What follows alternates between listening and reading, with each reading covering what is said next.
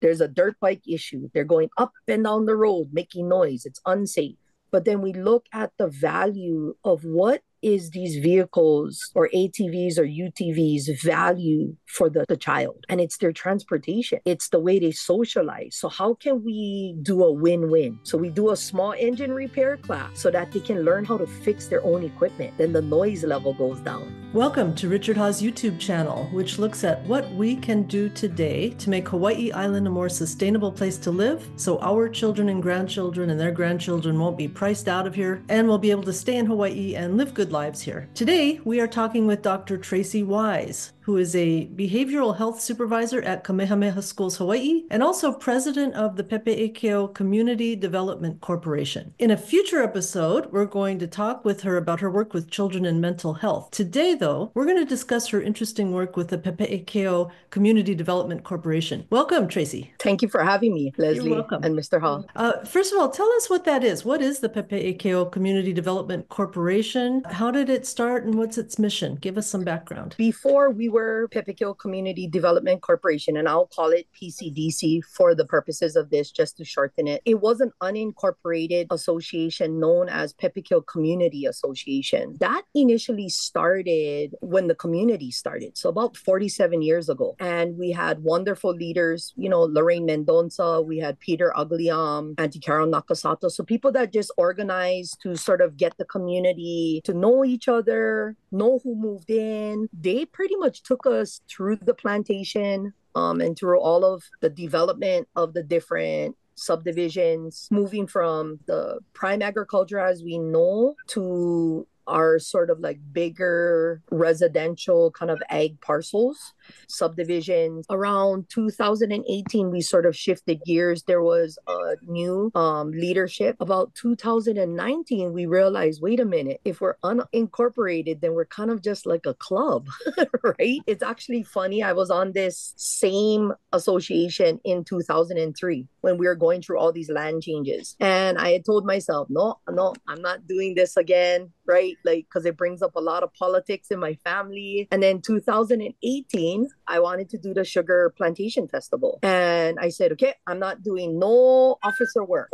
2019 occurred and bam, Tracey is back in the president's seat. And I realized, okay, you know what, Tracey, like instead of only focusing on problems, let's go find people in this community that want to be solution based. And so I have a wonderful secretary, Wanda Lewis, wonderful treasurer, Victoria Hiley. And the three of us pretty much started the PCDC as you know it. It's community driven. We're focusing on like safety and well-being of our residents. Two of our Olelo no Eaos is really about all knowledge is not taught in one school, right? We have to learn it from different elements, whether it's historical logs, whether it's our kupuna, whether it's paying attention to the aina and letting it speak to us about what it means. And then we truly believe to our bones that no task is too big, right? If we do it all together. And so that is our like Olelo no Eaos that sort of guides us. I think like our major, how it sort of got us in this space is we realize that our community is very, very diverse, right? So we have our existing Kula'imano homestead. We have about 7 gated communities around us. We have low income apartments. We have senior housing, and we have 3 developments of self-help housing. And so we realized somebody had to open up a safe space for this. Yeah. Wow, that's very interesting. So you're the president, and that's been since about 2019? Yeah, 2019. That's just a volunteer position that you took on. Yeah. Why did you take it on? Especially after you said you did not want to get involved. Tell me how that came about. I think it's timing. I've been blessed, Leslie, I should say, through my grandparents,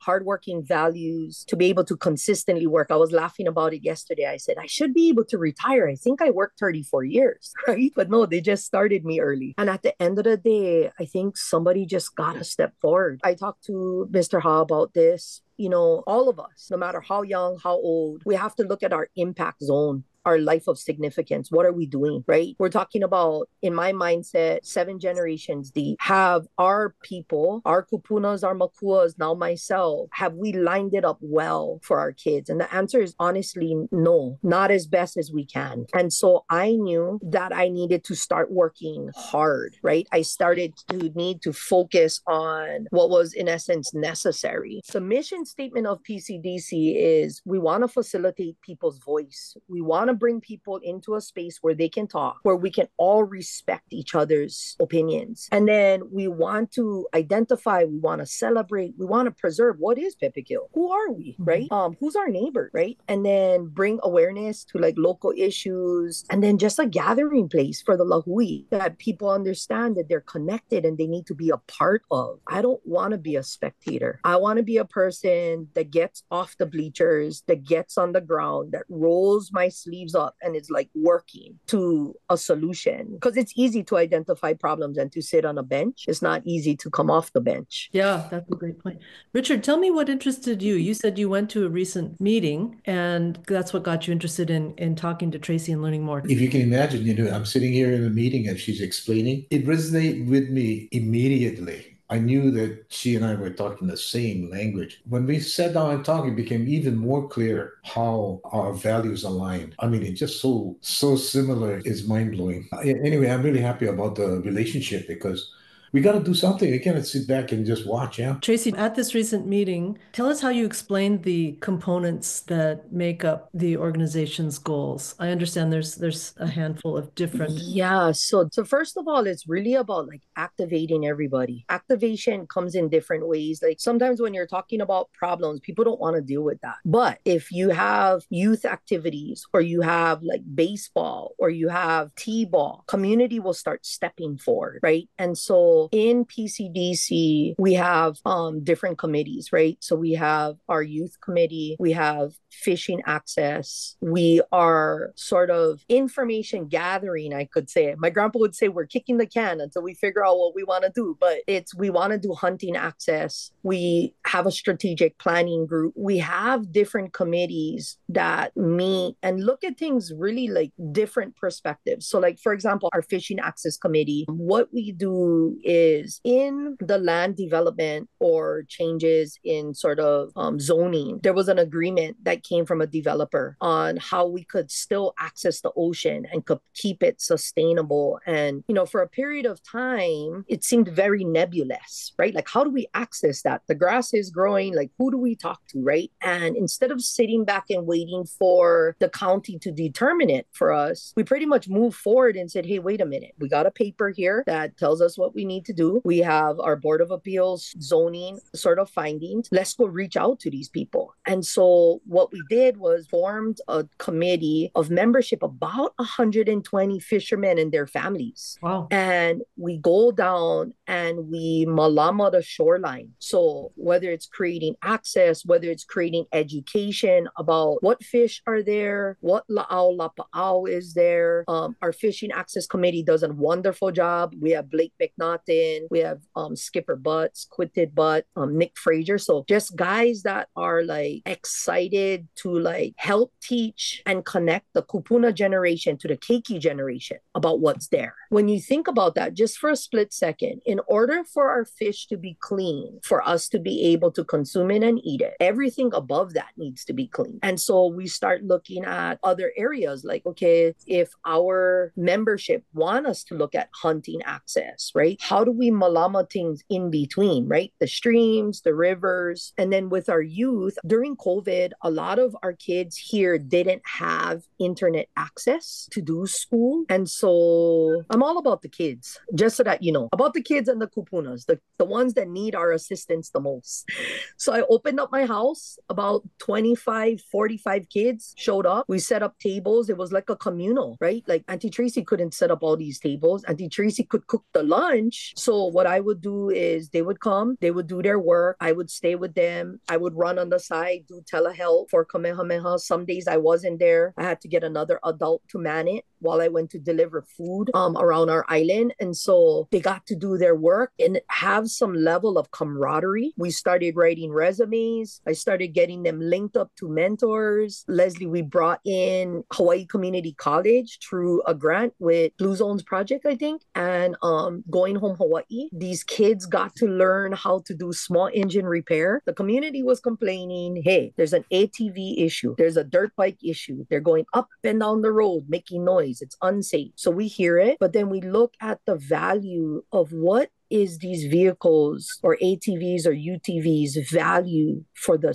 child? And it's their transportation, right? It's the way they socialize. So how can we do a win-win? So we do a small engine repair class so that they can learn how to fix their own equipment. Then the noise level goes down, right? The kids are the experts in being able to hunt. So some of the people that were complaining later on came back and said, hey, can we get them to come and get the pigs off of our property? Win-win. Now they know how to do small engine repair. They can fix their weed eater, their blowers. So now they have a service that they can provide where people can hire them for, which is what happened, which was amazing. Because then instead of us creating separation, we created inclusive, bring everybody into the space, understand what everybody needs, and then be able to move forward as a community versus only partial community has a voice. That's amazing.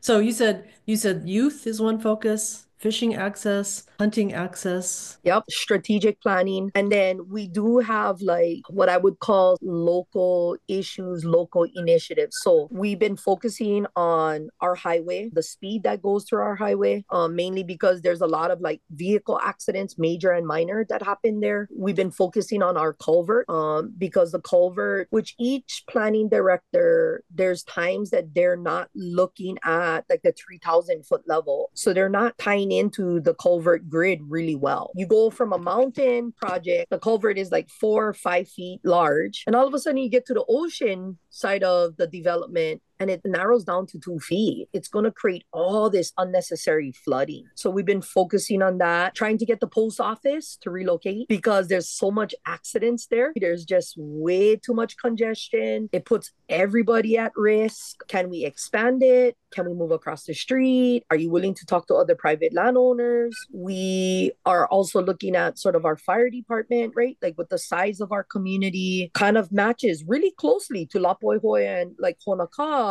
Should we not have a full-time fire station there? Especially because in our area, we have a significant amount of houses that are not connected into the water grid, right? And then we're also focusing on bringing police presence. So when developments happen in our community, I put the ask out there, hey, you want to put a store up in our community? Do you have room for a substation in there, right? Because I want to make sure like there's safety, right? Whether it's ag theft, whether it's domestic violence, whether it's residential theft. So yeah, we're trying to do all kind of stuff. That's wonderful. We have 2 upcoming meetings, February 16th and March 16th. March 16th is the special meeting with the mayor and his cabinet to, number 1, introduce Pepekil. Number 2, tell them how they can help us, and then get the names of who's responsible for these initiatives. Because we want to make a win-win. We want to be the eyes and ears. We don't want an inactive community. We want to be at the forefront, and that's kind of who we want to perpetuate 7 generations from now. I believe that when you grow something, whether it's actual plants or it's actually people, if you grow it, you show up, you keep on showing up, other people will come and they would want to show up. You grew up in Pepekil? I spent all of my summers and weekends between Pepekil and Papa'aloa. I'm actually from Waikea. My mom and dad was in Waikea. I went to Waikea High School, but all of the base of who I am is Hamakua. That's just everything that I know. I had 2 sets of grandparents. One set of grandparents still lived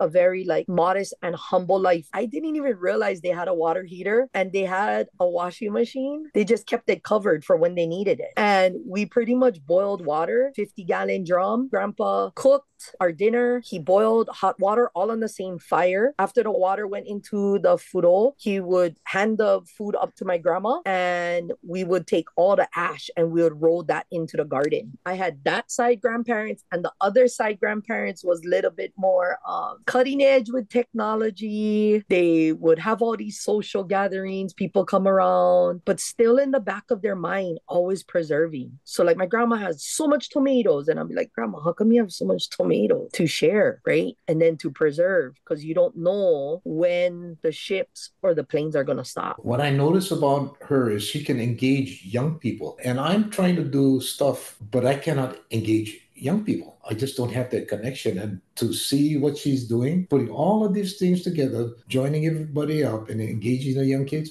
oh man, it makes me feel so happy to know her. Mr. Ha has so much knowledge, so much ike. And a lot of our kids, they don't have the kupunas to teach them what he knows. I've been watching his videos, even the videos where he's like experimenting. I love it. Am I going to poke holes into this fiddle wood? Am I going to cut it this way? What am I doing, right? Let's see which is going to have the better outcome. Our kids need to know that they have permission to explore like that there's not a cookie cutter approach to life. That's what I like about what he's doing. No matter what, he's creating this digital library for anybody to pick up whenever they are activated and ready. It's that time right now with all the kids that I see. I think they know that school has a purpose and you need to get a high school diploma and we need to start producing, because if we don't, at any given point, Hawaii is vulnerable. It's vulnerable because there's only so much boats and there's only so much planes that brings food into this space. The kids in my office, we always talk about that. What is most valuable, money, the paper money, or the skill that can grow the food that the money buys? That's a Richard Ha-ism, just in different words, but isn't it? That's what you talk about too. And the time is now. There's no more time for fool around. And that's why I think like we cannot keep it to chance. You know what I mean? Like, oh, they'll get around to it. They'll go to college and realize that this is important. No, it's important now. Besides the youth, Leslie, is really like getting us to focus on any part of the population that can put in any effort. I love also looking at like the disabled population. What can they do? Even if it's 2, 3, 4 hours, better than zero. They're contributing and they're also learning and they're also feeling better about themselves. Same thing for the kupuna. Maybe they cannot go into the yard. My grandma's a very old Portuguese lady. She puts up a pretty good fight. She wants to go in the yard. Pepekio is very wet and damp. It gets very slippery for her and her walker. I was telling him, I said, hey, maybe I got to go and do one of those hydroponic tower situations so that she can still grow. Just you're going to take 5 feet into the garage, right? What do you ultimately hope for Pepe Ekeo? I think our major focus is to be able to strengthen these relationships. If it's kupuna to keiki to makua, if it's low income, high income, that everybody can come together. You remember the show Cheers? Yep. Where everybody comes in and they're like, hey! Everybody knows your name. Yep. That's what I want them to feel. I want them to see that orange gear sticker and be like, hey, that's my neighbor. Hey, how you doing? Where are you from? The whole coast used to be 85% independent. That wasn't that long ago. And here we are now, we're like 90% dependent of what's coming in. 85% independent in terms of producing food? Yeah, food. I mean, what people don't realize is this coastline is what also supplied World War II. All of the different allied ships, military coming in. I mean, we produced a lot of food, but like we monocropped a lot. We took a lot of nutrition out of our soil. How do we put it back in? For Pepekio, I feel like if I can get this community to, number one, come together, build that strong relationships, have a solid emergency preparedness response plan, because that's another component that I'm doing under our strategic planning, Leslie, is I've been offering training. So we did first aid and CPR. We did youth mental health first aid. It's really about training up all parts of our community so that in the event government cannot get to us for 3 days, we can mobilize by ourselves, because it has happened. There's been times where we've been landlocked because of a landslide, too much water. If a bridge goes down, God forbid, we got to be able to rely on ourselves and be able to have things in place. And so one of the perfect examples of that is when the development that's currently happening in Pepekil on the top side of the subdivision, that new store by the Chinens, we had long discussions what we need. Pepekil needs propane. Pepekil needs ice. Pepekil, you know what I mean? Because in the event of an emergency, I'm going to need that for my people, because we're not going to be able to make it to Hilo. We're not going to be able to go the other way. We cannot, we cannot tie into Saddle Road from here. So we got to be super intentional, not to scare everybody. So did that happen? Did you manage to make all those things? Absolutely. So what happened was the Thank you. Chinen's awesome people. They have propane coming in. They have a True Value store, which was a win for us because we needed that just in case. We have not only small bags of ice, we have big type of ice machines that when our fishermen go fishing, they can ice everything. And then they were in the works, and I think they still are. They met with the police chief to put a substation there. So got a win with that. There's a 1,000 square foot open fronting that they're trying to figure out who should go in there. And I've been putting in my manao, can we have an urgent care in there? I'll help coordinate it. If you want me to go talk to Hawaii Island Family Health, I'm on it, like yesterday. Being very practical, common sense. I relate really well to that, because when I went to the first PCOA conference back in 2007, we were talking about energy. And they were talking about oil and natural gas and stuff like that. Nothing is more important than food. So food is the primary source of energy. Are you optimistic about all these things you're working on with Pepe Kyo? Absolutely, because I'll tell you why. Somehow I think these kids, these young adults, they're actually kupuna in a younger body. I mean, they're unstoppable. I was telling Dicky, I gave my son and this group of kids a 2-wheel drive truck. And then it was bus up, 1985, Japan, Toyota, bus up. The boys didn't go hunting. They went bang one fence post. Somebody had to go and put them out. I told them, no. You start with making it pono first. You go to who's the owner of that fence post and you do whatever it takes to clean that area to fix it. Even though your car got damaged, you go to clean that area first. So they did that. Then they came home and I said, I'm going to give it to you guys, but you got to fix it. I'm not paying for nothing. I'll pay for the paint and I'll pay for all your meals. Whatever you guys got to do while you guys are fixing this, but figure it out. They got all the information they needed, what parts they needed. They looked it up. They went to social media. These kids know how to blast things forward, Leslie. One person creates a story and the other person adds the story. And sooner or later, you got 50 people looking for the same thing. Within about 2 weeks, I had 5 trucks at my house that were all parts to make up this new truck. See, I should have put a criteria, no more than 1 truck, right? But I had 5 trucks. I didn't put it in the rules, so fine. But what they did was they bartered. They had no money. They went to an old man and the old man said, hey, you know what? I'll give you this, but I want the transmission. Oh, uncle, I don't want the transmission. We'll take it out for you and then we'll bring the truck. And mind you now, these kids are like 15, 16 years old. They built an amazing truck.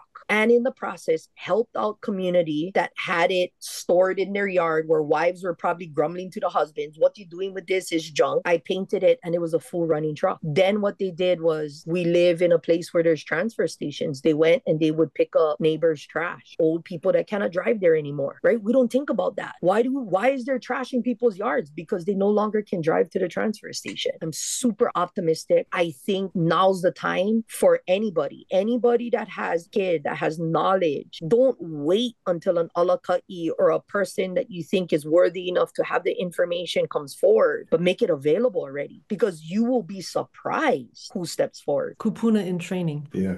Absolutely. Kupuna in training. Hey, And that's big shirts. Well, thank you so much for joining us today, Tracey. That was very interesting hearing about what you're doing in Pepe Keo and for Pepe Keo. And we look forward to talking with you more. We're going to talk more about your work with children and mental health and that bigger picture. And thanks to everyone for watching. We will be back in another 2 weeks with another episode of Richard Haas Vlog. Ahui ho.